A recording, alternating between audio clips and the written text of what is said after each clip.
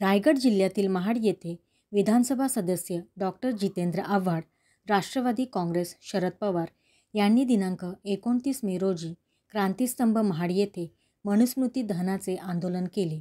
सदर आंदोलनामध्ये जिल्हा दंडाधिकारी रायगड अलिबाग यांचे कलम 37(1)(3) नुसार जमावबंदीविषयी लागू असलेल्या निषेधाज्ञांचे उल्लंघन केले.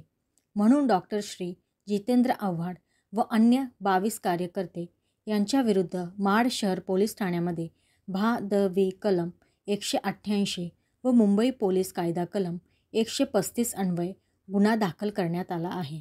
त्याचप्रमाणे आंदोलनादरम्यान डॉक्टर जितेंद्र आव्हाड व त्यांचे चबुतऱ्यावर उभे असलेले 7 ते 8 आंदोलक यांनी डॉक्टर बाबासाहेब आंबेडकर यांचे फोटो असलेले पोस्टर फाडले व बौद्ध धर्मीयांच्या तसेच अनुसूचित जातीच्या लोकांच्या भावना दुखविल्या.